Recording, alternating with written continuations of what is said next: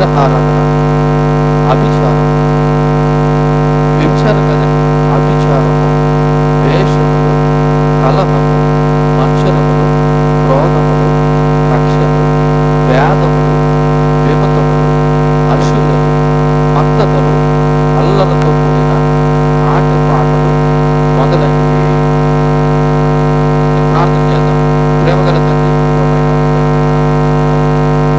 మీ దయలో మీరు ప్రేమించిన మేము ధ్యానం చేయబోతున్న ఈ వచనం ద్వారా ఒకవేళ మాలో ఇటువంటి శరీర కార్యాలను జయించడానికి మాలో ఈ వాక్యం ద్వారా మమ్మల్ని దర్శించి యేసునామములో ప్రార్థన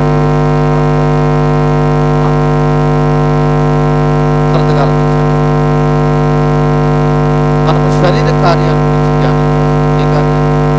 శరీర కార్యాలు అనేకంటే శరీరంతో చేసేటువంటి పనులు, శరీరంతో చేసేటువంటి పనులు. గత వారం కాక అంత ముందు వారం మీకు గుర్తు చేశాను. ఇవి ఇంచుమించు ఎన్ని ఉన్నాయని చెప్పాను? 15 ఉన్నాయని చెప్పాను. ఎన్ని ఉన్నాయి? 15. ఈ 15 కూడా 4 విభాగాలుగా మనం భాగించడం జరిగింది. అందులో ఒకటి లైంగిక పరమైన జారత్వం, అపవిత్రత, కాముకత్వం. ఇవి 3 కూడా లైంగిక పరమైనవి అన్న విషయాన్ని ఇంతకు ముందు వారం మనం ధ్యానం చేస్తాం. ఇప్పుడు రెండోది ఏంటంటే మతపరమైనవి. ఏంటంటే మతపరమైనవి అంటే ఇది మతానికి సంబంధించినటువంటివి. అవి ఏమిటంటే 1 విగ్రహారాధన, 2 అభిచారం. ఈ రెండాటి గురించి మనము ఈ యొక్క రోజు ధ్యానం చేస్తున్నాం. దయతో ఆలకించండి. ఇక్కడున్న మీరు అందరూ కూడా విగ్రహారాధన చేస్తున్నారో లేదో ఈరోజు వాక్యం ద్వారా మనం తెలుసుకోవాలి. ఏం చేస్తున్నారు? విగ్రహారాధన. మీరు అనొచ్చు, మేము ఎందుకు విగ్రహారాధన చేస్తున్నామంటే అని. అయితే మీరు అనుకున్న విగ్రహారాధన ఏంటి, బైబిల్ చెప్తున్న విగ్రహారాధన ఏంటన్నది ఒకసారి మనము ఆలోచన చేద్దాం. పిల్లలు మీ కంట్రోల్లో పెట్టుకుంటే చూడండి. ఈ మతపరమైనటువంటి ఈ శరీర కార్యాలు లేదా ఈ శరీరంతో చేసేటువంటి ఈ మతపరమైన వాటిలో మొదటిది విగ్రహారాధన అనబడుతున్న దాని గురించి మనం ధ్యానం చేద్దాం. గ్రీకు భాషలో దీన్ని ఐడలేటేరియా అన్నారన్నమాట. అంటే పూజించుట లేదా విగ్రహాలకి సాగిలు పట్ట లేదా వస్తువులను, వ్యక్తులను దేవునితో సమానంగా ఎంచడం లేదా వారిపై నమ్మకం విగ్రహారాధన. విగ్రహారాధన అంటే గుళ్ళు ఒకటే కాదు. దయతో ఆలోచించండి గమన పిల్లలు కూడా. విగ్రహారాధన అంటే గుళ్ళు ఒకటే కాదు, వ్యక్తులను,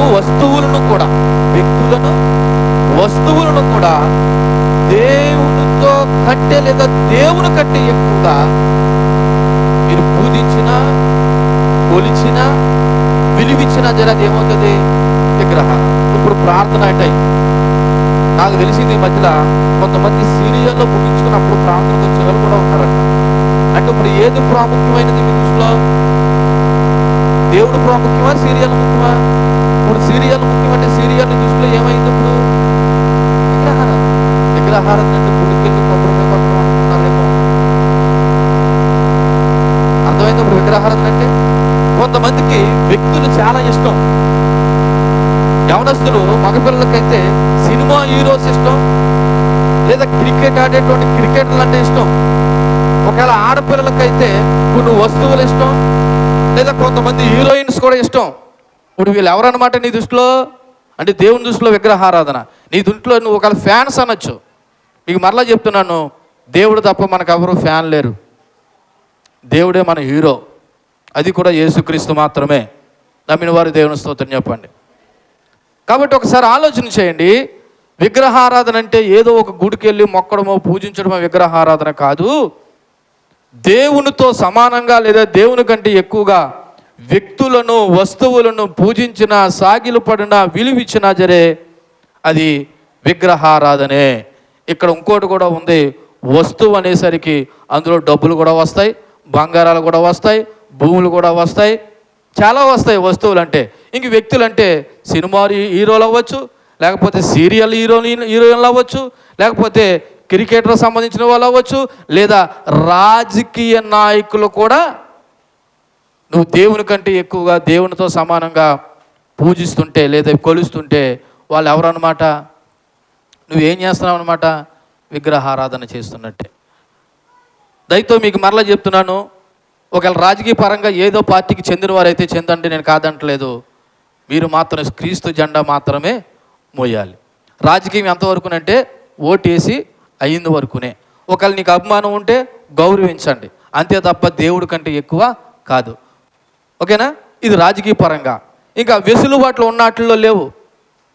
రాజకీయ పరంగా మనుషులు కాబట్టి, ప్రభుత్వాలు ఏలుతున్నాయి కాబట్టి, అధికారులుగా నాయకులుగా ఉన్నారు కాబట్టి గౌరవించండి. కానీ వాళ్ళు దేవునితోనూ దేవుని కంటే ఎక్కువగాను మీరు కొలవద్దు అనే విషయాన్ని జ్ఞాపకం చేసుకోండి. కాబట్టి విగ్రహారాధన అంటే అర్థమైంది అనుకుంటా. ఏంటి? మరలా చెప్తున్నాను, ఏదో గుడికెళ్ళి అన్య దేవతలను పూజించడమో లేదా విగ్రహాలకు సాగిలు పడడమే విగ్రహారాధన కాదు. వ్యక్తులను, వస్తువులను, నాయకులను దేవునితో లేదా దేవుని కంటే ఎక్కువగా మీరు పూజించడమే, కొలవడమే ఏటన్నమాట? విగ్రహారాధన. బైబిల్ విగ్రహారాధనకు వ్యతిరేకం అండి. బైబిల్ దేనికి వ్యతిరేకం? ప్రధానంగా విగ్రహారాధన. చాలా వాటికి వ్యతిరేకం, అందులో ప్రధానంగా విగ్రహారాధనకు వ్యతిరేకం. ఒకసారి నిర్గమకాండము 20వ అధ్యాయము 3-5 వచనాలు చూడండి. నిర్గమకాండము 20వ అధ్యాయము 3-5 వచనాలు. నేను తప్ప వేరొక దేవుడు నీకు ఉండకూడదు. పైన ఆకాశం అందే కానీ, క్రింద భూమి అందే కానీ, భూమి కింద నేల ఎందే కానీ ఉండు దేని రూపమైనను నువ్వు విగ్రహమునుగా చేసుకొనకూడదు. యాలయనగా నీ దేవుడైన యెహోవానగు నేను రోషం గల దేవుడను. దేవునికి మహిమ కలుగును గాక. ఇశ్రాయేలు ప్రజలకైనా మనకైనా ఒక్కసారి ఆలోచన చేయవలసిన విషయం తెలుసా? 10 ఆజ్ఞల్లో మొట్టమొదటి ఆజ్ఞ ఏంటో తెలుసా? నేను తప్ప వేరొక దేవుడు నీకు ఉండకూడదు. అది విగ్రహ రూపంలో అవ్వచ్చు, మనుషుల రూపంలో అవ్వచ్చు, వస్తువుల రూపంలో అవ్వచ్చు. దీన్ని బట్టి విగ్రహారాధన దేవునికి వ్యతిరేకమైనది అనే విషయాన్ని మనం జ్ఞాపకం చేసుకోవాలి. బహుశా మీకు అర్థమవుతుంది అనుకుంటున్నాను. ఇక్కడ ఉన్న మీరెవరూ కూడా నాకు తెలిసినంత వరకు అన్య విగ్రహాలకి, అన్య దేవతలకి, అన్య గుళ్ళకి వెళ్ళి పూజలైతే చేయట్లేదు. ఆ విషయంలో మీరు ధన్యులనే చెప్పగలను. కానీ వీటికి మించి వస్తువులకు, వ్యక్తులకు, లేకపోతే నాయకులకు దేవుని కంటే దేవునితో సమానంగా విలువిచ్చే వాళ్ళు ఉన్నారో దయతో మీరు విగ్రహారాధన చేస్తున్నారని దీన్ని బట్టి నేను చెప్పగలను. మీకు అర్థమవుతుంది అనుకుంటున్నాను. మీరు దేనికి విలువిస్తున్నారో, దేని దేవుని కంటే ఎక్కువగా కొలుస్తున్నారో, పూజిస్తున్నారో. ఇంకా మీకు అర్థం కావాలంటే మరలా చెప్తున్నాను, దేవుడు సన్నిధానంలో కూర్చొని ఆరాధించవలసిన సమయంలో నువ్వు ఇంటి దగ్గరుండి దేనికైతే విలువిస్తున్నావో అది నీ దృష్టిలో ఏంటన్నమాట? విగ్రహారాధన. ఒకవేళ కొన్నిసార్లు నీ పిల్లలు కూడా విగ్రహారాధులు కావచ్చు. అంటే విగ్రహారాధనలు అంటే ప్రార్థనకి ఎందుకు రాలేదంటే నువ్వేం చెప్తావు తెలుసా? కొన్నిసార్లు ఎవరు ఆటంకంగా ఉన్నారంట? నీ పిల్లలు ఆటంకంగా ఉన్నారంటావు. అంటే పిల్లల కారణాన్ని బట్టి కూడా కొంతమంది ఎక్కడికి రారు? ప్రార్థనకు రారు. మరి అలాగే పిల్లలు ఎందుకు నువ్వు కనడం? అనవసరంగా దేవుడు పిల్లలు ఇచ్చి ఉంటాడు. తల్లి వస్తే తండ్రి రాడు, తండ్రి వస్తే తల్లి రారు, లేకపోతే వీళ్ళిద్దరు వస్తే పిల్లలు రారు, పిల్లలు వస్తే మనలు రారు అన్నట్టుగా ఈ రోజున విధానం ఉంది. గమనించండి, దేవునికి దూరం చేసేది ప్రతిదీ కూడా విగ్రహారాధనే. ఒక మాటలో చెప్పాలంటే దేవుని స్థానంలో ఏ ఇతర వస్తువులను ఉంచినా, వ్యక్తులను ఉంచినా అది విగ్రహారాధనే. దేవుని స్థానంలో ఏ వ్యక్తిని పెట్టినా, ఏ వస్తువుని పెట్టినా అది ఏమవుతుంది? విగ్రహారాధనే. ఆలకిస్తున్నారా? నా వైపే చూడండి, మీరు దిక్కులు చూడకండి.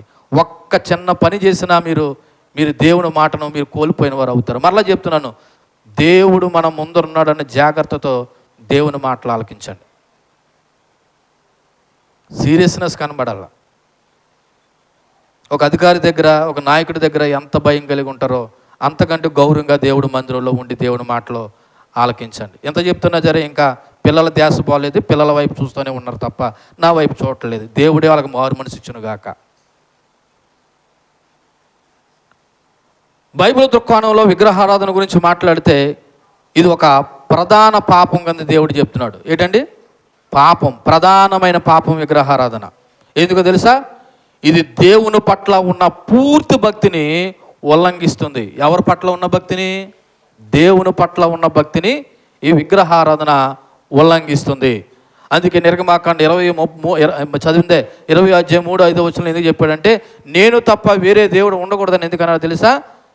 అది దేవుని మీద ఉన్నటువంటి విశ్వాసాన్ని తొలగిస్తుంది. కాబట్టి దేవుని పట్ల ఉన్న ప్రత్యేకమైన పూర్తి భక్తిని అది దొంగిలిస్తుంది. కాబట్టి ఈ రోజున విగ్రహారాధన అనేది చాలా ప్రమాదకరం.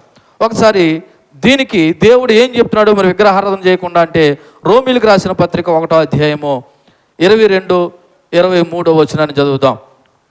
రోమీలకు రాసిన పత్రిక 1వ అధ్యాయం 22-23 వారు అవివేక హృదయము అంధకారమాయను, తమ జ్ఞానులు అని చెప్పుకుని బుద్ధిహీనులయ్యి, వారు అక్షయుడగు దేవుని మహిమను క్షయమగు మనుషుల యొక్కయు, పక్షుల యొక్కయు, చతుష్పాద జంతువుల యొక్కయు, పురుగుల యొక్కయు ప్రతిమా స్వరూపంగా మార్చేశారు. దేవునికి చెందవలసిన మహిమను దేనికి మార్చేశారంట? అక్కడ రాయబడిన ఉన్నది మనుషులకు ఇస్తున్నారు, పక్షులకు ఇస్తున్నారు, చతుష్పాద జంతువులకు ఇస్తున్నారు, పురుగులకు ఇస్తున్నారు. వీటిల్ని దేవునిగా చేసుకుని దేవుడుగా కొలుస్తున్నారు. ఇవన్నీ కూడా క్షయమైపోయేవి. అక్షయమగు అనగా ఎప్పటికీ క్షయం కానటువంటి దేవునికి చెందవలసిన మహిమను ఈ రోజున వస్తువులకి, వ్యక్తులకి, లేకపోతే పక్షులకి, జంతువులకి, మనుషులకి ఇస్తూ ఉన్నారు. ఇది ప్రమాదం అనే విషయాన్ని జ్ఞాపకం చేస్తూ, అందుకే యోహాను రాసినటువంటి మొదటి పత్రిక 5వ అధ్యాయము 21 మనం చదివినట్లయితే ఇక్కడ ఒక ప్రమాదకరమైన హెచ్చరిక కనబడుతుంది. కాబట్టి చిన్నపిల్లలారా, విగ్రహమును జోలికి పోకుండా జాగ్రత్త పడండి. దేని జోలు పోవద్దు అన్నాడు? విగ్రహాల జోలికి. దేనికండి? విగ్రహాలంటే మనం అనుకున్నట్టుగా మొదటగా అవే, కానీ రెండోది మళ్ళీ చెప్తున్నాను, దేవుని కంటే దేవునితో పాటు సమానంగా నువ్వు ఏదైతే ఎంచుతున్నావో అదేంటనమాట విగ్రహం. మీ అందరి ఇంటికాడ పెద్ద పెద్ద సైజుల విగ్రహాలు ఉన్నాయి. ఒకసారి మీరు ఇల్లు కావాలితే చెక్ చేసుకోండి. మీరు ఉదయం లేచి పొద్దున్నుంచి మొక్కలు అందులోనే పెడుతున్నారు. ఆ విషయం మీకు కూడా తెలుసు. అయినా సరే మీరు తెచ్చుకుని అవే పెట్టుకుని చూస్తున్నారు. మీరు చూడండి, తర్వాత మీ ఇష్టం. ఎందుకు చెప్తున్నానంటే మాట, ఇదిగో దేవుడు దేని జోలికి పోకుండా చూసుకోమన్నాడు. దేని జోలికి పోకుండా చూసుకున్నాడు? చిన్నపిల్లలారా అని. నువ్వు చిన్న కూసు కదా, అందుకని దేవుడు కూడా అలా భావించి చిన్నపిల్లలారా అని చెప్పేసి విగ్రహమును జోలికి పోకుండా జాగ్రత్తగా చూసుకోండి అనే విషయాన్ని జ్ఞాపకం చేస్తున్నాడు. అయితే ఈ విగ్రహారాధనకు మూలం పాపం అని చెప్పాను కదా, ఇది పాపం నుండే ఉద్భవించింది. అసలు విగ్రహారాధన దేని నుండి ఉద్భవించింది? పాపం నుండి. యెహెజ్కేలు గ్రంథము 14వ అధ్యాయము 3-4 ఒకసారి జ్ఞాపకం చేసుకుందాం. యెహెజ్కేలు గ్రంథము 14వ అధ్యాయము 3-4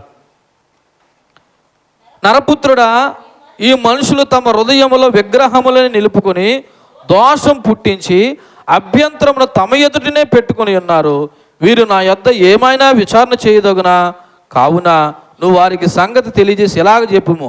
ప్రభు అని యెహోవా సెలవిచ్చిందేమనగా, తమ విస్తారమైన విగ్రహములను బట్టి తమ మనస్సును విగ్రహములు నిలుపుకొని తమకు దోషం కలుగజేసుకుని తమ ఎదుట అభ్యంతరం పెట్టుకుని ప్రవక్త ఎత్తుకు వచ్చి ఇశ్రాయేలులందరూ తమ విగ్రహముల మూలంగా నాకు అన్యులయ్యిరి. అన్యులంటే నాకు చెందనవారు, నాకు సంబంధించిన వారు కాదు. ఏ కారణం చేత దేవునికి సంబంధించిన వాళ్ళం కాదు. ఇదిగో నువ్వు ఏదైతే విగ్రహంగా నీ ఇంట్లో ఉందో లేదా నీ జీవితంలో ఉందో దాన్ని బట్టి నువ్వు దేవునికి ఏమైపోయావు తెలుసా? అన్యుడు అయిపోయావంట. ఇటు ఎంత ప్రభువు నమ్ముకుని ఇంకా అన్యుడిగా బ్రతకడానికే. గమనించండి, ఇశ్రాయేలు ప్రజలైతే వాళ్ళు భౌతికమైన విగ్రహాలే కాకుండా హృదయమందు కూడా ఏం పెట్టుకున్నారు తెలుసా? విగ్రహాలు పెట్టుకున్నారు. కొంతమంది ఎంత లేదనుకున్నా ఇంకా హృదయంలో కొంతమంది ఫ్యాన్స్ ఉంటారు, కొన్ని ఇష్టపడతా ఉంటారు. దేవుడి కంటే ఎక్కువ. మరలా చెప్తున్నాను, నీ జీవితంలో దేవుడి కంటే ఎవరు ప్రాముఖ్యమైంది కాదు. ఆఖరికి నీ తల్లి అయినా, నీ తండ్రి అయినా, నీ భర్త అయినా, నీ పిల్లలైనా ఫస్ట్ దేవుడు. మరలా గుర్తు చేసుకోండి, నీ జీవితంలో నీ హృదయంలో ఏది ప్రముఖ స్థానం వహిస్తుందో దేవుడు కాకుండా అది విగ్రహమే. ఆ కారణాన్ని బట్టి నువ్వు దేవుడికి ఏమైపోయావంట? అన్యుడు అయిపోయావు అనే విషయాన్ని జ్ఞాపకం చేస్తూ, ఈ పాపం మూలంగా నిజ దేవుని పట్ల విశ్వాసం తగ్గిపోతుంది. ఏంటి? విగ్రహారాధన మూలంగా ఏం తగ్గిపోతుంది? విశ్వాసం తగ్గిపోతుంది. ఉదాహరణకి ఇది ప్రార్థనా సమయం. దేవుడి సన్నిధానంలోకి వచ్చి స్తుతించి ఆరాధించి గణపరిచి ఆరాధన చేయవలసిన సమయం. ఇప్పుడు నువ్వు ఎక్కడో ఉన్నావు, ఏదో చేస్తున్నావు. ఇప్పుడు దేవుడి పట్ల ఏం తగ్గిపోయింది నీకు? విశ్వాసం తగ్గిపోయింది. విశ్వాసం ఉన్నదాని అయితే ఎక్కడికి వస్తావు? మందిరానికి వస్తావు. అంటే ఈ విగ్రహారాధన దేని నుండి దూరం చేస్తుంది? దేవుని నుండి దూరం చేస్తుంది. సో దేవుని పట్ల విశ్వాసం తగ్గిపోయి పూర్తిగా విస్మరించి ఆ స్థానాన్ని భర్తీ చేసుకోవడానికి విగ్రహారాధన లోనవుతుంది. స్టార్టింగ్లో ఈ ఒక్కరోజు ప్రార్థన కదండి పర్లేదు అనుకుంటావు. అదే అలవాటయ్యి ఎన్ని బుధవారాలు, ఎన్ని శుక్రవారాలు, ఎన్ని ఆదివారాలు, కొన్నిసార్లు అయితే కొంతమందికి దేవుడు లెక్క లేకుండానే పోతా ఉన్నాడు. ఒక్క ఆదివారం కూడా దేవుడి మందిరంలో కనపడిన భక్తులు కూడా ఉన్నారు. అంటే బహుశా వీళ్ళందరూ ఏం చేస్తున్నారు అనుకున్నారు? విగ్రహారాధనకు లోనైన వారు. ఇక్కడ దేవుని మీద విశ్వాసం తగ్గడానికి గల కారణాలు కొన్ని జ్ఞాపకం చేస్తాను. విగ్రహారాధన అంటే దేవుడి మీద విశ్వాసం తగ్గి పూర్తిగా వాటి మీదకే మనసు వెళ్ళిపోతుంది కాబట్టి, అలాగే విశ్వాసం తగ్గడానికి గల కొన్ని కారణాలు జ్ఞాపకం చేసుకుంటే అందులో మొదటిది అజ్ఞానం లేదా తప్పుడు నమ్మకాలు. అజ్ఞానం లేదా తప్పుడు నమ్మకాలు. ఉదాహరణకి దేవుని స్వభావాన్ని అర్థం చేసుకోక ఆయన భౌతిక రూపాలలో లేదా విగ్రహారాధన ద్వారా ఆరాధిస్తేనే దేవుడు దొరుకుతాడు అనుకోవడం, ఇది అజ్ఞానం. అందులో మొదటిది అజ్ఞానము, తప్పుడు నమ్మకాలు. అంటే దేవుడు ఏదో ఒక విగ్రహం రూపంలోనే ఉంటాడు కాబట్టి ఆ విగ్రహం దగ్గరికి వెళ్ళి మనం పూజ చేస్తే దేవుడు దొరుకుతాడు అనుకుని కొంతమంది అజ్ఞానాన్ని బట్టి, మూఢనమ్మకాలను బట్టి ఇప్పుడు దేవుని మీద ఉన్న విశ్వాసం దేని మీద పోయిందంటే విగ్రహం మీదకి పోయింది. క్రైస్తవులు కూడా చాలామంది సిలువును మొక్కే వాళ్ళు ఉన్నారు. చర్చి కనపడగానే ముద్దులు పెట్టుకునే వాళ్ళు ఉన్నారు. ఇదంతా కూడా విగ్రహారాధనే. అదేంటండి? సిలువే కదండి. సిలువు చూడగానే నీకేం జ్ఞాపకం రావాలంటే సిలువు మీద చనిపోయిన యేసుప్రభు జ్ఞాపకం రావాలా. అందుకు సిలువ.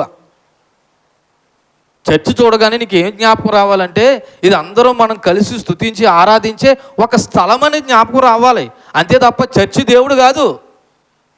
ఇది చర్చి బిల్డింగ్ అంటారు. దీని ఏమంటారు? Church building. ఇది దేవుడు మందిరం అని అనగా దేవుడు మందిరం నీ హృదయం. ఇది చర్చి బిల్డింగ్. ఇది చూస్తే నీకు ఏం జ్ఞాపకం రావాలా? సహవాసం జ్ఞాపకం రావాలా. ఒకవేళ సిలువులను చూస్తే ఏం జ్ఞాపకం రావాలా? ఆ సిలువు మీద చనిపోయిన దేవుడు జ్ఞాపకం రావాలా. అంతే తప్ప సిలువు కనపగానే చర్చిలు కనపడిన ముద్దులు కాదు. నీ ముద్దులు ఎవరికి కావాలా?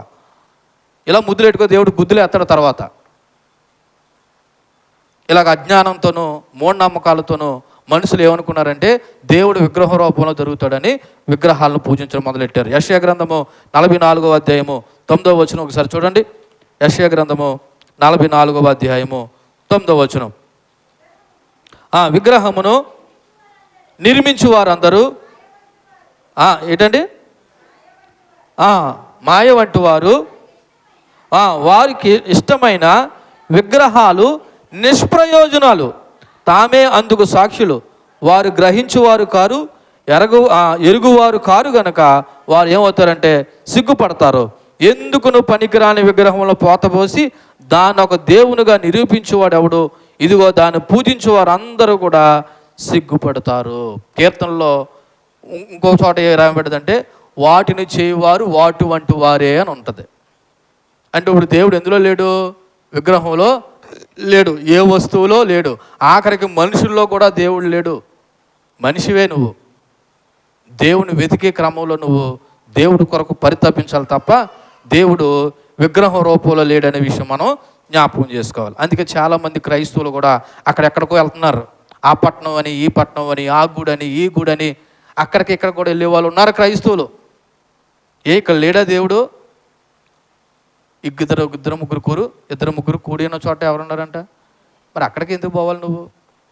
మీకు విషయం చెప్పనా? ఆ గౌరీపట్నం వెళ్ళే వాళ్ళు వీళ్ళందరూ కూడా అది కూడా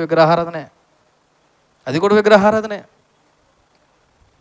నువ్వు చూడడానికి వెళ్ళేవంటే అది వేరే విషయం, ఎలా కట్టారు, ఏ చేశారని. అంతేగాని నీ మొక్కుబడి అక్కడే మొక్కున్నావా? నీ గురించి చేసేది సంగమం, సేవకుడు, కానీ నీ మొక్కు ఎక్కడ? విగ్రహం దగ్గర. అంటే నువ్వేం చేస్తున్నావు? ఈ మాట చెప్పి చాలా సందర్భాలు అవుతుంది, అయినా సరే ఇంకా వెళ్ళే వాళ్ళు ఉన్నారు. అంటే వీళ్ళు ఎవరు? విగ్రహారాధకులు.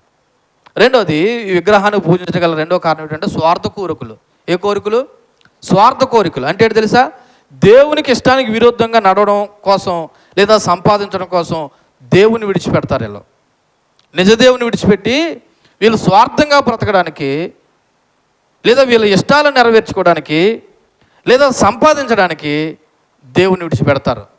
అంటే ఎలా చెప్పనా యేసుప్రభువు నమ్ముకుంటే నీతిగా బ్రతకాలి, న్యాయంగా బ్రతకాలి, లంచం పుచ్చుకోకూడదు, అది చేయకూడదు, ఇది చేయకూడదు. అదే దేవుని విడిచిపెట్టేసామనుకో మనల్ని ఎవడో లెక్కడగడో అని చెప్పేసి ఏం చేస్తారు, వాళ్ళ స్వార్థ కోరికల కొరకు దేవుని విడిచిపెట్టేస్తారు. వీడు కూడా విగ్రహారాధకుడే. వీడు కూడా ఎవడు విగ్రహారాధకుడే. మూడోది భౌతికమైన భద్రత కోసం అంటే ఈ శరీరం కోసం మనుషులు దేవుని స్థానంలో తమ భద్రత కోసం, శ్రేయస్సు కోసం ఇతర వస్తువులను ఆశ్రయిస్తారు. అంటే ఏంటి తెలుసా? డబ్బులను ఆశ్రయిస్తారు, అధికారాన్ని ఆశ్రయిస్తారు, వ్యక్తులను ఆరాధిస్తారు. ఇది భౌతికమైన భద్రత కోసం. దేవుడి దగ్గరికి వెళ్తే కార్యం చేస్తాడో లేదో తెలియదు. అదే పలానా నాయకుడి దగ్గరికి వెళ్ళామనుకో, పలానా వ్యక్తి దగ్గరికి వెళ్ళామనుకో, పలానా చోటకి వెళ్ళామనుకో, లేదా పలానా డబ్బులు ఉన్నాయనుకో, మనకేం దొరుకుతుంది? భద్రత దొరుకుతుంది. గుర్తుపెట్టుకో, నువ్వు దేవుని విడిచిపెట్టి నీ దగ్గర ఎన్ని వస్తువులు ఉన్నా ఆస్తి అక్కరకు రాదని దేవుని వాక్యం చెప్తుంది. కాబట్టి భౌతికమైన భద్రత కోసం కూడా విగ్రహారాధనకు వైపు వెళ్ళేవారు కూడా ఉన్నారు. నాలుగోది పురాతన ఆచారాలు. ఏ ఆచారాలు? పురాతన ఆచారాలు. అంటే మన సాంస్కృత ప్రభావము, సామాజిక ఒత్తిడి, ఇది పూర్తిగా ఆయా ప్రదేశాలను బట్టి, ఆయా ప్రాంతాలను బట్టి కొన్ని ఆచారాల వల్ల కూడా ఏం చేస్తారో తెలుసా? విగ్రహారాధన చేస్తారు. మీకు అర్థమయ్యేలాగా కొన్ని ఒక చిన్న ఉదాహరణ చెప్తాను. ఇలా చూడండి, నా వైపు ఒక మనిషి చనిపోయాడు. ఆ మనిషిని స్నానం చేయించి సమాధి పెట్టిలో పెట్టి మనం ఎక్కడ తీసుకెళ్ళాలా? శ్మశానం తీసుకెళ్ళాలి.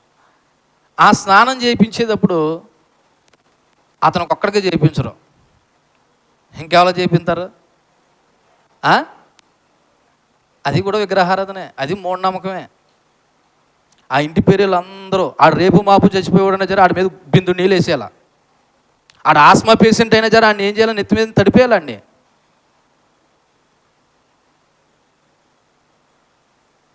ఇది ఏమంటారు తెలుసా? ఇలా చూడండి, మైలు మాపు కూడా ఏదో మాట్లాడతారు. ఇది కూడా విగ్రహారాధనే. ఇది మూఢనమ్మకం, ఆచారం. దీనికి వెనకాల ఉన్న చిన్న స్టోరీ చెప్తాను. ఆ రోజుల్లో మనుషులు భయంకరమైన వ్యాధుల వల్ల ఏం చేసేవారు? చచ్చిపోయేవారు. మూలుగు ఇంట్లో పడి చచ్చిపోయేవారు. మట్టిల్లు ఆ ఇంట్లోనే ఆ పేషెంట్, ఆ ఇంట్లోనే నువ్వు, మరి అమ్మ కదా నాన్న కదా చూసుకోవాలి కదా, మీదన పడో తాకో, మొత్తానికి ఏదో విధంగా తాకుతూ ఉన్నాం. ముఖ్యంగా చచ్చిపోయిన తర్వాత ఏం చేసేవారు? మీదన పడి ఏడ్చేవారు. కాబట్టి ఆ చచ్చిపోయిన పేషెంట్ తాలూ యొక్క వ్యాధి లక్షణాలు నీ మీద ఏమైనా వస్తాయేమో, నీ లోపలికి వస్తాయేమో అని ఆయన మీద పడ్డ వాళ్ళు ఎవరు పడతారు? ఇంటి పేరు పడతారా, బయట వాళ్ళు పడతారా? ఆ రక్త సంబంధాలు పడతారు. అందుకే వాళ్ళ మీద నెత్తి మీద నీళ్ళేస్తారు. కానీ నువ్వేం చేస్తావు? ఆ ఇంటి పేరు అందరూ ఆడి విదేశాల్లో ఉన్న దగ్గర తీసుకొచ్చి నెత్తి మీద నీళ్ళేస్తావు. నువ్వు ఏంటంటే నీ దృష్టిలో అది ఎలా ఉంది? ఒక కీడి కింద భావిస్తున్నావు. అదో మూఢనమ్మకం. ఏమీ లేదు. ఆ వ్యక్తిని శుభ్రంగా స్నానం చేయించి పంపిస్తే చాలు. ఇంట్లో వాళ్ళందరూ నెత్తి మీద నీళ్ళు వేసుకోవాలని రూల్ ఏమీ లేదు. కానీ ఇది చేస్తున్నావా లేదా? చెప్పండి, మీరు నోటితో మీరు చెప్పరే? చేస్తా లేదా? చేస్తున్నారు. ఇది ఒక రకమైన మూఢనమ్మకం. అంటే మూఢనమ్మాలకు కొన్ని ఉదాహరణలు చెప్తున్నాను. ఇవి పురాతనమైన కొన్ని ఆచారాలు. ఇవన్నీ కూడా ఎందులోకి వస్తాయంటే విగ్రహారాధనలోకి వస్తాయి. కొరింథీయులకు రాసిన మొదటి పత్రిక 10వ అధ్యాయము 14వ వచనం ఒకసారి చదువుని చూడండి. కొరింథీయులకు రాసిన మొదటి పత్రిక 10వ అధ్యాయము 14వ వచనం. కాబట్టి నా ప్రియులారా, విగ్రహారాధన దూరంగా పారిపోండి. బుద్ధిమంతులతో మాట్లాడినట్లు మీతో మాట్లాడుచున్నాను. నేను చెప్పు సంగతులు ఏమనగా మీరే ఆలోచించుకోండి. కాబట్టి మనం ఏం చేసినా అది వాక్యానుసారమో వాక్యానుసారం కాదో తెలుసుకోవాలి. దేవునికి మహిమ కలుగును గాక. హల్లెలూయా. అప్పుడెప్పుడో ఆ రోజుల్లో టెంట్లు లేవు కాబట్టి పందిరేశారు. ఈ రోజుల్లో ఏమున్నాయి? టెంట్లు ఉన్నాయి. ఇప్పుడు ఏమేమి అవసరం లేదు. అయినా సరే నువ్వేమేంతో ఓ రాటయ్యంతో పాస్టర్ గారిని పిలిపింతో, దానికి నూనె ఎంతో, ఆ గోతులో నూనె వేయాలా, వేయకపోతే మనీ ఫీల్ అవుతావు. అంటే ఇవన్నీ ఏటమ్మా? క్రైస్తవులై ఉండి చేస్తున్నటువంటి విగ్రహారాధకులు అని చెప్తున్నాను. ఇవన్నీ మూఢనమ్మకాలు, విగ్రహారాధకులు. అందుకే విగ్రహారాధన దూరంగా పారిపోండి. బుద్ధిమంతులతో మాట్లాడినట్టు మీతో మాట్లాడుతున్నాను. నేను చెప్పు సంగతిని మీరు ఆలోచించుకోండి. అది కాదో అవునో అన్నది. ఓకేనా? ఇవి దేవుని మీద విశ్వాసం తగ్గిపోవడానికి గల కారణాలలో ఒకటి అజ్ఞానం, తప్పుడు నమ్మకాలు, స్వార్థం కొరకు దేవుని పక్కన పెట్టడం, భౌతికమైన భద్రత కోసం దేవుని పక్కన పెట్టడం, పురాతన ఆచారాలు. మూడోది ప్రజెంట్ ఆధునిక విగ్రహారాధన రూపాలు కొన్ని చెప్తాను. ఆధునిక విగ్రహారాధన రూపాలు. అందులో మొదటిది డబ్బు, భౌతికమైన సంపద. దీని కొరకు ఆధ్యాత్మిక జీవితాన్ని కూడా పక్కన పడేసిన వాళ్ళు ఉన్నారు. ఏ జీవితాన్ని? ఆధ్యాత్మికమైన జీవితం. నిజంగా యేసు ప్రభువు నమ్మిన వాడు, విశ్వసించిన వాడైతే ఎక్కడ ఉంటాడు? దేవుని ఆరాధించే సమయం కాబట్టి ఇక్కడ ఉంటాడు. కానీ వీళ్ళు ఏం చేస్తారు తెలుసా? డబ్బు గురించి, భౌతికమైన సంపాదన గురించి దేవుని కూడా ఏం చేస్తారు? పక్కన పెడతారు. పోలే ఈ సెక్షన్లో రాలేదని చెప్పేసి రెండో సెక్షన్కైనా ఏమైనా ప్రార్థనకి వెళ్తారా? వెళ్ళరు. వీళ్ళకి ఏది ముఖ్యమంటే డబ్బు డబ్బు డబ్బు డబ్బు డబ్బు. కాబట్టి వీళ్ళ సంబంధం దేవునితో కంటే డబ్బుతోనే ముడిపడి ఉంది. ఇది ప్రజెంట్ విగ్రహారాధన. రెండోది సోషల్ మీడియా. అంటే ఏంటి తెలుసా? ఈ రోజున వాట్సాప్, ఇన్స్టాగ్రాము, ఏ చాలా పేర్లు ఉన్నాయి. చెప్పండి మీకు తెలిసినవి. WhatsApp, Instagram, Facebook. చెప్పండి మీకు ఏం తెలియంటే అలాగ ఉన్నారు. నాకు వాట్సాప్ తప్ప ఈ పెద్దగా నాకు ఏం వాడని ఇష్టం ఉండదు. చాలా ఉన్నాయి. ఈ రీల్స్ చేసేవి ఇవన్నీ ఉన్నాయి కదా. ఇవన్నీ కూడా ఇదో రకమైన విగ్రహారాధన. మీకు పొద్దున్న లేచిన కానీ సెల్ ఎట్టుకుని ఎందులో ఉంటారంటే ఇంకా ఆ ఫేస్బుక్లోనూ, ఆ యూట్యూబ్లోనూ, లేకపోతే ఆ ఇన్స్టాగ్రామ్లని, లేకపోతే ఆ వాట్సాప్ అని ఏమేమో మీకు విషయం చెప్పిన దేవునికి దూరం చేసే ప్రతిదీ విగ్రహారాధన అయితే అందులో ఈ రోజున సోషల్ మీడియా కూడా ఇవన్నీ కూడా ఏంటనమాట? విగ్రహారాధనే. మూడోది వ్యక్తుల ఆరాధన. అంటే సెలబ్రిటీల ఆరాధన. అంటే కొంతమంది క్రికెట్లను పూజిస్తారు. ఆడు పుట్టినరోజు ఇక్కడ వీళ్ళు చేస్తారు. ఎవరు పుట్టినరోజు? ఆడెవడో పుట్టినరోజు వీళ్ళు ఇక్కడ చేస్తారు. ఆడేమో చూశాడా చేశాడా అంటే ఏమీ లేదు. ఆడు పుట్టినరోజు ఇటు కట్టాడు కొడితే కరెంట్ షాక్ కొట్టి చచ్చిపోతాడు. ఆడు రాడు, ఆడు బాబు రాడు. ఈడు మాత్రం ప్రాణం పోతుంది. అవసరమైతే ఏం పెడుతున్నారు ఈ మధ్యలో? డూమ్ డామ్ పెట్టి అక్కడి నుంచి వీడి యాసాలన్నీ ఇక్కడే. ఆడికి ఎవడో తెలియదు. వీడికి ఆడేమొచ్చి 10 రూపాయలు ఇవ్వడు. అలాగని ఇంట్లో తల్లిదండ్రులు ఎందుకు అలాంటి చేస్తున్నావు, డబ్బులు వేస్ట్ అని అంటారా? అనరు. ఏలో దురద కొట్టి కదా ఎలాగను వెనకాల నుండి ప్రోత్సహించేవాళ్ళు కదా తల్లిదండ్రులు కూడాను. ఇదో రకమైన విగ్రహారాధన. అది వ్యక్తులు అవ్వచ్చు, నాయకులు అవ్వచ్చు, లేకపోతే సెలబ్రిటీలు అవ్వచ్చు, వీళ్ళందరూ కూడా సినిమా తారలు అవ్వచ్చు, ఎవరైనా సరే ఇవన్నీ కూడా విగ్రహారాధన. ప్రజెంట్ విగ్రహారాధన చెప్తున్నాను. 1 డబ్బులు, 2 సోషల్ మీడియా, 3 సెలబ్రిటీలు, 4 వ్యక్తిగతమైన కోరికల కొరకు, స్వార్థం కొరకు విగ్రహారాధన. అంటే ఏంటి తెలుసా? దేవునికి ఇష్టానికి మించి స్వకీయ సొంత కోరికలు సంతృప్తి పరచుకోవడం కూడా విగ్రహారాధనే. ఎవరి ఇష్టానికి మించి? ఉదాహరణకి ఇలా చూడండి. రాత్రి కరెంట్ లేదు, వర్షం, ఇక్కడికి వస్తే దోమలు గుడేస్తాయి. ఎక్కడికి వస్తే? ఇక్కడికి వస్తే దోమలు గుడేస్తాయి, ఫ్యాన్లు తెరవు, అసౌకర్యంగా ఉంటుంది. అదే ఇంటికాడ ఉంటే ఏముంటుంది? నీకు సుఖం ఉంటుంది. అంటే ఇప్పుడు దేవుడి కంటే నువ్వేం కోరుకున్నావు? సుఖం కోరుకున్నావు. అది కూడా విగ్రహారాధనే. అది కూడా ఏంటి? విగ్రహారాధనే. అవునా కదా? ఒకసారి చదివించమంటారా? ఉంది.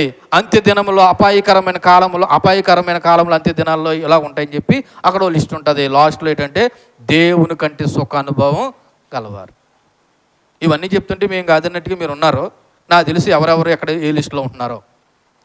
ఇలాంటివన్నీ వచ్చినప్పుడు రావడం మానేసే భక్తులు ఎవరో కూడా తెలుసు. దేవుని కంటే సుఖం కొరకు, వ్యక్తిగత కోరికల కొరకు, వ్యక్తిగత స్వార్థం కొరకు దేవుని ఇష్టం కంటే వీళ్ళ ఇష్టమే ఎక్కువ ప్రాముఖ్యమైనది అనమాట. ఆ రోజున ఆడి ఎవడో ఇష్టమైన సినిమా హీరో ఫ్యాన్ అంట. ఆఖరికి అయితే ఆడు బ్లాక్లో 1000 రూపాయలు, 1200, 2000 పెట్టి డబ్బులు కట్టుకుని ఆడి సినిమా చూస్తారు. కానీ ఇంటికాడ కట్టుకున్న భార్యకి, పిల్లలకి మాత్రం ఏమీ చూడ్డం. ఆ రోజు ప్రార్థన అయినా జరే, ఆ రోజు ఆదివారం అయినా జరే, ఆ రోజు క్రిస్మస్ అయినా జరే, ఆ రోజు ఏంటి సంఘం తరపున క్రిస్మస్ జరుగుతున్నా జరే, వీళ్ళు ఎక్కడ పోయి చూస్తారంటే సినిమాలో పోతారు. మ్యాట్నీస్ వాళ్ళు, ఫస్ట్ వాళ్ళు, వీళ్ళందరూ ఏం చేస్తారు అనుకున్నారు? విగ్రహారాధన. ఒక క్రైస్తవ తల్లిగా, ఒక క్రైస్తవ తండ్రిగా నువ్వైనా బుద్ధి చెప్పకపోతే ఎలాగా? ఆలోచన చేయండి. 5వది సాంకేతికత మరియు వినోదం. సాంకేతికత మరియు వినోదం అంటే ఏంటంటే స్మార్ట్ ఫోన్స్, వీడియో గేములు. ఏ గేములు? కొంతమంది సెల్ పట్టుకుంటే వీడియో గేములు, తర్వాత దేవునితో గడపకుండా ఆధ్యాత్మిక జీవితాన్ని విస్మరించడం, ఇవన్నీ కూడా విగ్రహారాధనే. ఇవన్నీ కూడా ఏంటి? విగ్రహారాధనే. ఇప్పుడు చెప్పండి, విగ్రహారాధన చేస్తున్నారో లేదో చెప్పండి ఒకసారి. అదే మేము ఎందుకు విగ్రహారాధన చేస్తున్నామండి, ఏదో ఏ గుడికి వెళ్తలేదు, ఏ కొబ్బరికాయ కొడతలేదు అని అనుకున్నారు ఇంతవరకును. కానీ ఇవన్నీ కూడా ఏంటి? విగ్రహారాధనే. సరే, ఈ విగ్రహారాధన యొక్క ఆధ్యాత్మిక పరిణామాలు చెప్పి రెండో మాటలోకి వెళ్తాను. ఆధ్యాత్మిక పరిణామాలు అంటే ఈ విగ్రహారాధన వల్ల జరిగే నష్టాలు ఏంటన్నా చెప్తాను చూడండి. అందులో మొట్టమొదటిది ఇలా చూడండి, నీ ఆధ్యాత్మిక జీవితంపై చూపించే మొట్టమొదటిది దేవునితో సంబంధం బలహీనమైపోతుంది. ఎవరితో సంబంధం? ఫస్ట్ నువ్వు విగ్రహారాధనకు ఒక దానికి బానిసయ్యావు అంటే నువ్వు ఎవరికి దూరం అయ్యావు అని అర్థం? దేవునికి దూరం అయ్యావు. కాబట్టి యెషయా గ్రంథం 44వ అధ్యాయము 20వ వచనాన్ని ఒకసారి మనం చదువుదాం. యెషయా గ్రంథము 44వ అధ్యాయము 20వ వచనం ఏమనుంది? లేదా ఆ వచనం లేదా ఏంటి అలా చూస్తున్నారు? యెషయా 44:20వ వచనం. వాడు బూడిద తినుచున్నాడు, వాని మనసు మోసపోయినదై తప్పుదారిని వాడిని తీసుకుని పోచున్నాడు. వాడు తన ఆత్మను రక్షించుకొని జాలడనియో, నా కుడి చేతులు అబద్ధం ఉన్నది కదనియో అనుకుంటూ వానికి బుద్ధి చాలదు. ఎందుకంటే వీడు దేవునికి దూరంగా వెళ్తూ ఉన్నాడు. కాబట్టి రెండోది నైతిక పతనం. అంటే వాడు నైతికంగా కూడా ఏమైపోతాడంటే పతనం అయిపోతాడు. అంటే అర్థం ఏంటో తెలుసా? విగ్రహారాధన తరచూ ఇతర పాపాలకి దారితీస్తుంది. ఇతర పాపాలకు ఏం చేస్తుంది? దారితీస్తుంది. ఇది దేవుని ఆజ్ఞలను విస్మరించేలా చేస్తుంది. అందుకే గలతీయులకు రాసిన పత్రిక 5వ అధ్యాయం 21వ వచనంలో మనకు ఆ మాట చెప్పింది. 21వ వచనంలో ఏం చెప్పిందంటే ఈ యొక్క విగ్రహారాధన, అభిచారం ఇవన్నీ కూడా చూడండి, అక్కడ లాస్ట్లో ఉంటుంది, ఇట్టి చేయువారు దేవుని రాజ్యాన్ని స్వతంత్రించుకొనరని మీతో స్పష్టంగా చెప్తున్నాను. అంటే ఇప్పుడు విగ్రహారాధన అంటే గుడి అనుకోకండి. దేవుడి స్థానంలో మించి ఏది చేసినా వీళ్ళు ఎవరంటే దేవుని రాజ్యాన్ని స్వతంత్రించు. రెండోది ఆధ్యాత్మిక శూన్యత. మూడోది ఆధ్యాత్మిక శూన్యత. ఇలా చూడండి, నా వైపు ఎంత భక్తి చేసినా అసలు ఏం చేస్తున్నావో మనకేమీ అర్థం అవుతుంది. ఏదో లోటు, ఏదో శూన్యత. ఎన్ని సంవత్సరాలు గడిచిపోయినా, ఎంత భక్తి చేసినా ఇంకా అప్పుడు ఎప్పుడో ప్రభువుని నమ్ముకున్నాం అన్నట్టు చిన్నపిల్లల్లాగా ఉంటారు. కారణం ఏంటో తెలుసా? నువ్వు పేరుకి ప్రభువుని నమ్ముకున్నావు, కానీ నీదంతా ఎలాగుందంటే విగ్రహారాధనే. ఏదో వస్తువుకి, ఏదో మనిషికి, ఏదో స్థానానికి. అందుకే నీలో ఆధ్యాత్మిక శూన్యత అంటే ఖాళీ స్థానం ఏర్పడుతుంది అనమాట. విగ్రహం తాత్కాలికమైన సంతృప్తిని ఇచ్చినప్పటికీ ఇది నిజమైన శాంతిని, ఆనందాన్ని ఇవ్వు. దేవుని ద్వారా మాత్రమే నిజమైన శాంతి సాధ్యం. ఎవరి ద్వారా మాత్రం? దేవుని ద్వారా మాత్రమే నిజమైన నాలుగోది ఏంటో తెలుసా? ఇది దేవుని రాజ్యంలో ప్రవేశించకుండా ఆటంకపరుస్తుంది విగ్రహారాధన. ఎవరి రాజ్యంలోకి? విగ్రహారాధకులు దేవుని రాజ్యంలో స్థానము లేదు. ఏ విగ్రహారాధకులు? ఆ గుడికి వెళ్ళి కొబ్బరికాయ కొడుతున్నారు వాళ్ళు కాదు. దేవుడికి మించిన స్థానం, దేవుడితో సమానంగా ఇచ్చిన స్థానం కలిగినది ఏదైనా విగ్రహారాధనే. ఈ విగ్రహారాధకులు దేవుని రాజ్యాన్ని స్వతంత్రించుకొనలేరని అర్థమవుతుంది. తర్వాత ఈ విగ్రహారాధన అధిగమించాలంటే ఏం చేయాలి? విగ్రహారాధన వల్ల కలిగే నష్టాలు చెప్పాను. ఈ విగ్రహారాధన అధిగమించాలంటే ఏం చేయాలి? అందులో మొట్టమొదటిది, నువ్వు దేవుడితో నీ సంబంధం ఎలాగుందో ఒకసారి స్వీయ పరిశీలన చేసుకో. ఏ పరిశీలన? స్వీయ పరిశీలన అంటే నీకు నువ్వే ఒకసారి పరిశీలన చేసుకో. ఎలాగుంది నీ జీవితంలో? దేవుడి స్థానం దేవుడికి ఇస్తున్నావా? ఈ దేవుడి స్థానంలో వేరే దాన్ని ఏదైనా పెట్టావా అన్నది ఎవరు పరీక్షించుకోవాలి? నీకు నువ్వే పరీక్షించుకోవాలి. కొరింథీయులకు రాసిన 2వ పత్రిక 13వ అధ్యాయము 5వ వచనాన్ని ఒకసారి మనం చదివితే, కొరింథీయులకు రాసిన 2వ పత్రిక 13వ అధ్యాయము 5వ వచనం. మీరు విశ్వాసం గలవారే ఉన్నారో లేదో మిమ్మల్ని మీరే శోధించుకుని చూసుకోండి, మిమ్మల్ని మీరే పరీక్షించుకోండి. మీరు భ్రష్టులు కాని ఎడల యేసుక్రీస్తు మీలో ఉన్నాడని మిమ్మల్ని గురించి మీరు ఎరగరా? అంటే యేసుప్రభు నీలో ఉన్నాడో లేదో దేని బట్టి తెలిసిపోద్దంట? నీకు నువ్వే పరీక్షించుకుంటే తెలుస్తుంది. నువ్వు దేవుడికి విలువిస్తున్నావో, దేవుడి స్థానాన్ని ఏదైనా ఆక్రమించుకుందో ఎవరు పరీక్షించుకోవాలా? ఎవరికి వారే పరీక్షించుకోవాలి. తర్వాత రెండోది ఏంటంటే పశ్చాత్తాపం చెందాలి. ఒకవేళ ఎవరైనా దేవుడికి ఇవ్వాల్సిన స్థానాన్ని దేవుడికి ఇవ్వకుండా ఏ వస్తువుకో, ఏ నాయకుడికో, లేకపోతే ఏ యొక్క ఫ్యాన్కో నువ్వు కానీ దేవుడి స్థానాన్ని ఇస్తే ఒకసారి పశ్చాత్తాపం చెంది ఒప్పందం చేసుకో. దానికి 1వ యోహాను పత్రిక 1:9. తర్వాత మూడోది ఏంటంటే ఆత్మానుసారంగా నడవాలి. ఎలా నడవాలి? ఒకటి స్వీయ పరిశీలన చేసుకో. రెండోది తప్పు అయితే పశ్చాత్తాపం చెంది దేవుడితో ఒప్పందం చేసుకో. ఒప్పందం చేసుకున్న తర్వాత మూడోది ఏం చేయాలి? నువ్వు ఆత్మానుసారంగా నడవాలి. నాలుగోది ఏంటో తెలుసా? ఆత్మానుసారంగా నడవడమే కాదు, జవాబుదారీతనం లోకల్ని పెట్టుకోవాలి. అంటే ఏంటో తెలుసా? ఇదిగో నేను కొద్దిగా మారాను అనుకుంటున్నాను, ప్రభువుని నమ్మాను, విశ్వసించాను, నేను తప్పిపోతున్నానో లేదో, విగ్రహారాధన చేస్తున్నాను లేదో, లోకంలో కలిసిపోతున్నాను లేదో, నన్ను నువ్వు అబ్జర్వ్ చేసి నాకు చెప్తా ఉండు.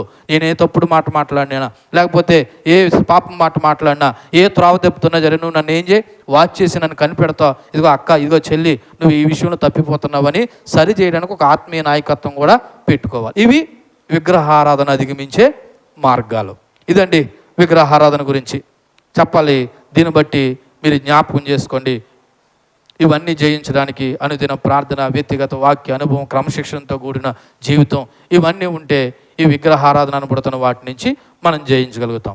రెండోది అభిచారము. రెండోది ఏంటండి? అభిచారం. అభిచారం అంటే ఏంటి తెలుసా? ఇలా చూడండి, మంత్ర విద్య. అభిచారానికి మరొక పేరేంటి? మంత్ర విద్య. దీని గ్రీకులో ఫార్మకేయ అన్నారు. దీని నుంచే ఫార్మసీ అనే మాట కూడా వచ్చింది. ఫార్మసీ అంటే మందులు. ఈ మంత్ర విద్య నుండి లేకపోతే ఈ అభిచారం నుండే వచ్చింది. ఎందుకంటే పూర్వ దినాలలో దుష్టశక్తుల ఆరాధన చేసేవారు. ఏ శక్తులు?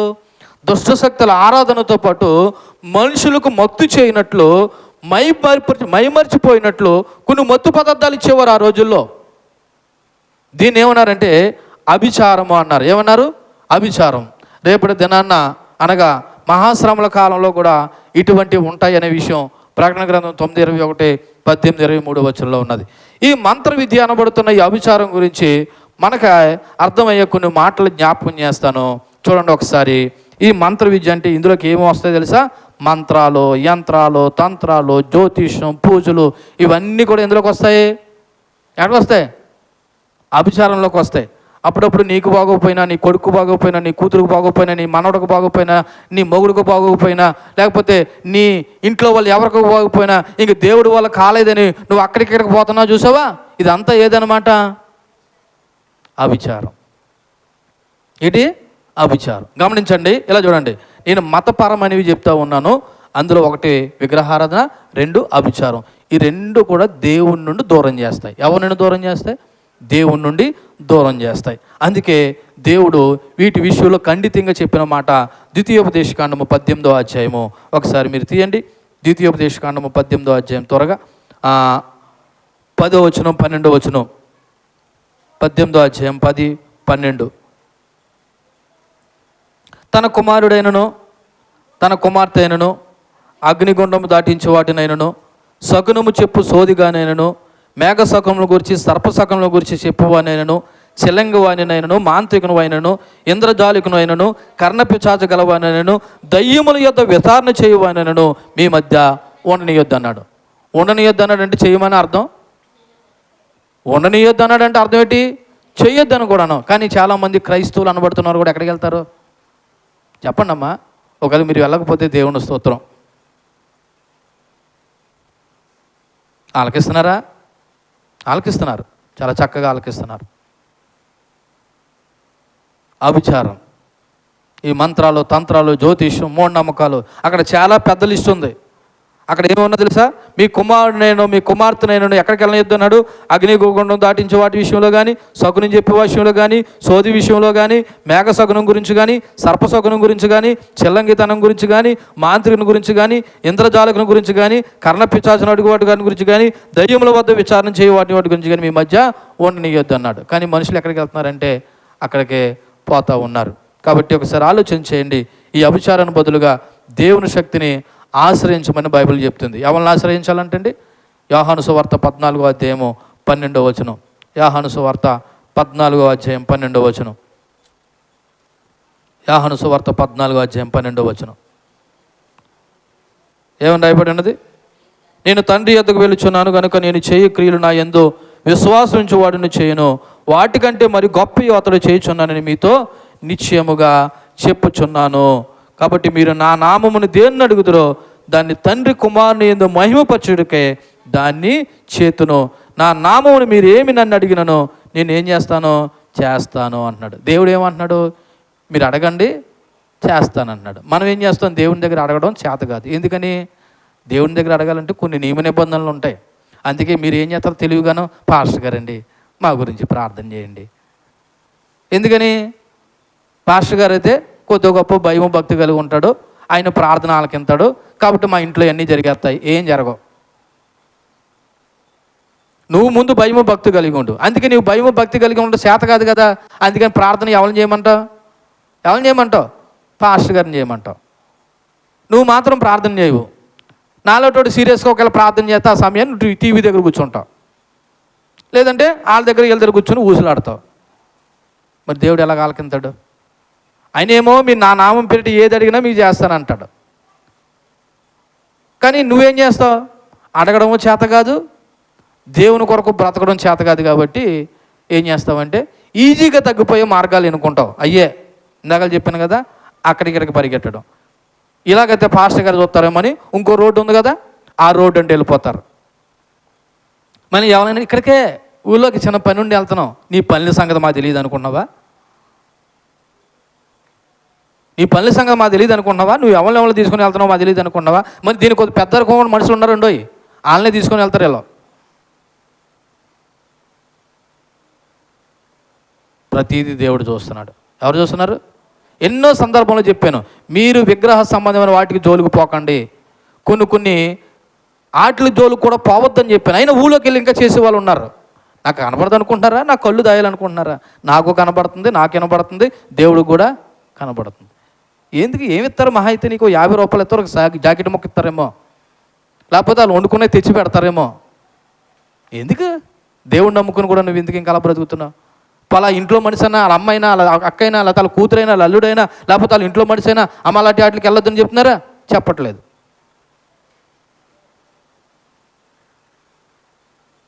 ఆలోచన చేయండి. ఇవన్నీ కూడా దేవుని నుండి దూరం చేసేవి. కాబట్టి మనలాంటి దేశంలో ఈ అభిచారము, లేకపోతే ఈ మంత్రాలు, ఈ తంత్రాలు, జ్యోతిష్యము, పూజలు ఇవన్నీ ఉన్నాయి. కానీ దేవుని పిల్లగా వీటి నుండి దూరంగా ఉండమని దేవుని వాక్యం చెప్తుంది. నేను ముగించుతున్నాను.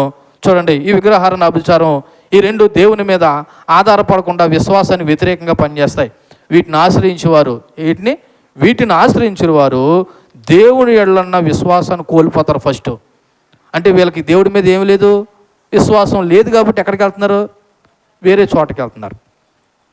మరి దేవుడి దగ్గరకు వచ్చి ప్రార్థన చేసామండి, మరి దేవుడి వల్ల కాలేదండి, అందుకే మేము వేరే చోటకి వెళ్తున్నామని అనేవాళ్ళు కూడా ఉంటారు. అయితే ఒక మాట అడుగుతాను మిమ్మల్ని, దేవుడికి అసాధ్యమైనది ఏదైనా ఉందా? మరి ఎందుకు జరగట్లేదు అంటే దేవుడు చేతకాదు కాదు, నీకు చేతకాక. నీకు చేతకాక, నీకు దేవుడి దగ్గర అడుక్కోవడం చేతకాక, దేవుడిలో ఉండడం చేతకాక, దేవుని కొరకు బ్రతకడం చేతకాక, నువ్వు వేరే మార్గాన్ని ఏం చేసుకుంటావు అంటే ఎన్నుకుంటావు. వేరే మార్గం అంటే ఏంటి? నీకు ఈజీగా నువ్వు ఎలాగ బ్రతికేసినా, నువ్వు పాపంలో బ్రతికేసినా, వ్యభిచారంలో బ్రతికేసినా, జారత్వంలో బ్రతికేసినా, ఎలా బ్రతికేసినా ఆడు అడగడు కదా. ఎవడు? నువ్వు ఎక్కడికైతే వెళ్తున్నావో ఆ మనిషి అడగదు కదా, అతను అడగడు కదా. అమ్మ నీ కుటుంబ జీవితం ఎలాగుంది, నీ భక్తి జీవితం ఎలాగుంది, నువ్వు పాపం చేయకుండా ఉంటున్నావా, పరిశుద్ధంగా ఉంటున్నావా అని అడగడాడు. ఆడికి ఏం కావాలో, డబ్బులు కావాలా, నీకమ్మ తంత్రం కావాలా? అదే దేవుడి దగ్గరికి వస్తే ఎన్ని అడుగుతాడు? నీ కుటుంబ జీవితం ఎలాగుంది, నీ వ్యక్తిగత జీవితం ఏముంది, నీ పవిత్రంగా ఎలా బ్రతుకుతున్నావా, పరిశుద్ధంగా బ్రతుకుతున్నావా, ఇవన్నీ దేవుడు అడుగుతాడు. అందుకే ఇది చేతకాక దేవుడి దగ్గర రాక ఎక్కడికి వెళ్తారు? వేరే చోటకి వెళ్తారు. దీనివల్ల నువ్వు దేవుని మీద ఉన్న విశ్వాసాన్ని పూర్తిగా కోల్పోయిన వాడు అవుతావు. అందుకే ఒకసారి చూడండి, యాకోబు రాసిన పత్రిక దేవుడు మనకి ఇవ్వకపోవడానికి గల కారణం, యాకోబు రాసిన పత్రిక 4వ అధ్యాయము 3వ వచనం చదవండి. యాకోబు రాసిన పత్రిక 4వ అధ్యాయం, వాక్యాన్ని ముగించుకుందాం. యాకోబు రాసిన పత్రిక, మీరు ఏం అడిగినను ఎందుకొరకు అడుగుతున్నారంటండి? అమ్మ ఒకవేళ దేవుడి దగ్గరికి వచ్చినా ఏం అడుగుతున్నారంట? మీ భోగముల నిమిత్తమే వినియోగించుడికే దురుద్దేశంతో అడుగుతున్నారు కాబట్టి మీకు ఏమీ దొరకదు. ఒకవేళ దేవుడి దగ్గరికి వచ్చి అడిగినా ఎందుకు అడుగుతున్నారు? భోగం, సుఖం. అంటే మరి మా జ్వరం వచ్చిందండి, ఇబ్బంది వచ్చిందండి, అడగొద్దా? అడుగు, తప్పులేదు. కానీ దానికంటే ముందు నువ్వు ఎలాగ ఉండాలా? దేవుడికి ఇష్టమైన రీతిలో ఉండాలి కదా. దేవునికి ఇష్టమైన రీతిలో మనం ఉండం. అందుకే ఈ ఏమి అడగనోడి దగ్గరికి వెళ్ళి ఈజీగా పనులు చేసుకుని వస్తాం. కానీ ఒక మాట చెప్తున్నాను, యంత్రాల వల్ల, తంత్రాల వల్ల తాత్కాలికమైన ప్రయోజనం జరుగుతుంది, కానీ నిత్య నాశనం నుండి తప్పించే శాశ్వతమైన పరిష్కారం మాత్రం దొరకదు. ఇక్కడ ఒక మాట చెప్తున్నాను చూడండి, యంత్రాలు, తంత్రాలు పూజించేవారితో పాటు అట్లా చేసేవారు, వెళ్ళేవారు అందరూ కూడా దేవునికి దూరంగా ఉన్నారు. వీళ్ళందరూ కూడా దేవుని రాజ్యంలో స్వతంత్రించుకునే లేరు. కాబట్టి తాత్కాలికమైన ప్రయోజనాలు కాదు కావాల్సింది, శాశ్వతమైన ప్రయోజనాల సంఘం కావాలి. దురదృష్టవశాత్తు ఈరోజున సంఘంలో కొంతమంది కూడా అలాగే చేసేవాళ్ళు ఉన్నారు, అలా బ్రతికే వాళ్ళు ఉన్నారు. నేను చివరిగా కొన్ని మాటలు చెప్పి ఒక ఉదాహరణగా చెప్పి ముగిందాం అనుకుంటున్నాను. కానీ చూడండి, ఒకసారి ఆ మాట ప్రస్తావించి ఊరుకునే వదిలేస్తాను, వివరించను. సమూయేలు మొదటి గ్రంథము 28వ అధ్యాయము 3వ వచనాన్ని చదవండి. సౌలు అనబడుతున్న రాజు దేవుని విడిచిపెట్టి ఏం చేశాడంటే 28వ అధ్యాయం 3వ వచనం, సమూయేలు మృతి పొందగా ఇశ్రాయేలులు అతని గురించి విలాపం చేసి రామా అను అతని పట్టణంలో అతను పాతిపెట్టి ఉండరి. వారు సౌలు కర్ణపిశాచం గల వారిని చెల్లంగిన వారిని దేశంలో నుండి వెళ్ళగొట్టిండును. అయితే ఫిలిస్తీన్లు దండొచ్చి షూనేములో దిగగా సౌలు ఇశ్రాయేల్ అందరినీ సమకూర్చును. వారి గిల్బోవులో దిగిరి. సౌలు ఫిలిస్తీన్ల దండును చూసి మనస్సునందు భయం కంపనుంది. యెహోవా యొద్ద విచారణ చేయగా ఏమొచ్చిందంట? యెహోవా స్వప్నం ద్వారా కానీ, ఊరిము ద్వారా కానీ, ప్రవర్తన ద్వారా కానీ ఏమీ ఇవ్వలేదంట, సెలవు ఇవ్వలేదంట. ఇప్పుడు దేవుడు మాట్లాడలేదు, నేను ఎక్కడ పోయాడో తెలుసా? చూడండి 9వ వచనంలో 8వ వచనంలో, కాబట్టి సౌలు మారు వేషం ధరించి వేరే బట్టలు తొడుక్కుని, అంటే రాజబట్టలు తీసేసి 2 మనుషులు వెంట పెట్టుకుని పోయి రాత్రి వేళ ఆ స్త్రీ యొద్దకు వచ్చి కర్ణపిశాచం ద్వారా నాకు సొక్కును చెప్పమన్నాడంట. ఇలా చూడండి నా వైపు. ఇది చదువుతుంటే నేటి నామకార్థ క్రైస్తువుల సంగతి ఇలాగే గుర్తొస్తుంది. దేవుడి దగ్గర 1 రోజు 2 రోజులు 3 రోజులు ప్రార్థన చేస్తారు. ఇంక దేవుడి వల్ల కాలేదని చెప్పేసి ఏం చేస్తారు? ఆధారంట అర్ధరాత్రి ఆ మనిషిని తీసుకుని ఏదో సౌలులాగా 2 మనుషులు తీసుకొని ఎక్కడికి వెళ్ళారంట? కర్ణపిశాచం గల దగ్గరికి వెళ్ళారంట. వెళితే ఏమైందో తెలుసా? మీకు ఎవరికైనా ఇలా చేసే వాళ్ళందరికీ జరిగే ఫలితాన్ని గురించి చెప్తున్నాను చూడండి. చివరిగా ఇదంతా చదవకుండా లాస్ట్ మాట చదువుతున్నాను. 18వ వచనం, యెహోవా ఆజ్ఞకు నువ్వు లోబడక అమాగలే విషయంలోనూ ఆయన తీక్షణమైన కోపం నెరవేర్చకపోయిన దాన్ని బట్టి యెహోవా నీకు ఈ వేళ ఈ ప్రకారంగా చేయుచున్నాడు. యెహోవా నిన్నును ఇశ్రాయేల్ ఫిలిస్తీన్ల చేతికి అప్పగించును. యెహోవా ఇశ్రాయేలు దండును ఫిలిస్తీన్ల చేతికి అప్పగించును. రేపు నీవు నీ కుమారులు నాతో కూడా ఉందిరని సౌలుతో సమూయేలు చెప్పగా. ఇలా చూడండి నా వైపు. ఇలా శకునాలు, విగ్రహారాలు, జ్యోతిష్కాలు, చేయిలు చూపించుకోవడాలు, లేకపోతే మంచి చెడులు, ముహూర్తాలు, ఆని తీసుకొచ్చి ఈయన్ని తీసుకొచ్చి నీ ఇల్లు నీ వాకల్ని ఇవన్నీ కట్టుకోవాలని చూస్తే జరిగే నష్టం ఏంటో తెలుసా? ఇక్కడ సమూయేలు వచ్చి చెప్తున్నాడు, ఒరే బాబు, నువ్వు దేవుడి యొద్ద విచారణ చేసినా, నువ్వు దేవుడికి ఇష్టానుసారంగా దేవుడికి లోపడలేదు కాబట్టి దేవుడు నీకు సమాధానం ఇవ్వలేదు. ఇదిగో నువ్వు ఆశ్రయించిన దాన్ని బట్టి, నువ్వు చేసిన దాన్ని బట్టి రేపు ఈ టయానికి నువ్వు సత్తావని చెప్పాడు. అంటే ఇప్పుడు ప్రయోజనం జరిగిందా? మేలు జరిగిందా? కీడు జరిగిందా? ఎప్పటికైనా సరే ఇటువంటి వాటిని ఆశ్రయించే వారికి ఏం జరుగుతుందంటే కీడే జరుగుతుంది తప్ప మేలు జరగదు. ఒకవేళ జరిగినా అది తాత్కాలికం మాత్రమే. అందుకే చివరిగా దేవుడు పూర్తిగా తన మీద ఆధారపడమని చెప్తున్నాడు. ఎవరి మీద? నేను రెండోది శరీర కార్యాల్లో, రెండోది మతపరమైన చెప్పాను. 1 విగ్రహారాధన, 2 అభిచారం. ఈ 2 కూడా దేవునికి దూరం చేస్తాయి, దేవునికి విరోధంగా పనిచేస్తాయి. ఈ 2 కూడా దేవుని మీద ఉన్న విశ్వాసం నుండి తొలగేలాగా చేస్తాయి. అందుకే దేవుడు ఏం చెప్తున్నాడంటే నా మీద పూర్తిగా ఆధారపడు, అన్యమత ఆచారాల నుండి దూరంగా పారిపోమని చెప్పాడు. అందుకే చివరిగా ఈ గలతీయులకు రాసిన పత్రికే 4వ అధ్యాయము 8, 9, 10 వచనాల్లో ఏముంది? ఆ కాలమంది అయితే మీరు దేవుని ఎరిగిన వారే, నిజానికి దేవులు కాని వారికి దాసులై ఉంటారు, కానీ ఇప్పుడు మీరు దేవుని ఎరిగిన వారును మరి విశేషంగా దేవుని చేత ఎరగబడిన వారే ఉన్నారు కనుక బలహీనమైనయో నిష్ప్రయోజనమైనయో ఆ మూల పాఠముల తట్టు మరలా తిరగనేలా మునుపటి వల్లే మరలా వాటికి దాసులై ఉండగోరనేలా అని మాట్లాడి వాటి మీద ఆధారపడకండి, వాటి జోలికి పోవద్దనే విషయం చెప్పాడు. మరి ఎలాగా? అందుకే ఈ గలతీయులకు రాసిన పత్రిక 5వ అధ్యాయం 16వ వచనం ప్రకారం ఆత్మానుసారంగా నడవాలి. ఎలా నడవాలి అంటే విగ్రహారాధన, అభిచారం ప్రకారంగా నడవకుండా ఎలా నడవాలి? ఆత్మానుసారంగా నడవాలి. అప్పుడే నువ్వు శరీర కార్యాలు జయించిన వాడు అవుతాయి. ఇప్పటికి 5 పూర్తయ్యాయి. 1 ఫస్ట్ జారత్వము లేదా వ్యభిచారము, 2 అపవిత్రత, 3 కాముకత్వము, 4 విగ్రహారాధన, 5 అభిచారము. ఈ 5 ప్రస్తుతానికి ఇంకా 10 మిగిలి ఉన్నాయి. ఈ 15 ఎవరి జీవితాల్లో ఉంటాయో వారు దేవుని రాజ్యంలోకి ప్రవేశము లేదు. ఎంత మట్టుకు మీరు విన్నారు కాబట్టి ఇదిగో వ్యభిచార జారత్వాలైన, అపవిత్రత అయినా, కాముకత్వమైన, విగ్రహారాధన, అభిచారమైన ఒకవేళ వ్యక్తిగత జీవితంలో ఉన్నట్లయితే ప్రభు దగ్గర క్షమించమని అడిగి పశ్చాత్తాపం చెంది మారు మనసు పొందండి. లేకపోతే దేవుని రాజ్యంలో ప్రవేశము లేదు. దేవుడి మాటలు మనం ఇంట్లో దీవించి ఫలింపచేయునుగాక. ఆమేన్. కళ్ళు మూసుకొని ప్రార్థన చేద్దాం. చెప్పబడిన వాక్యాన్ని బట్టి ప్రభు దగ్గర ఒక్కసారి మనం ఆలోచన చేద్దాం.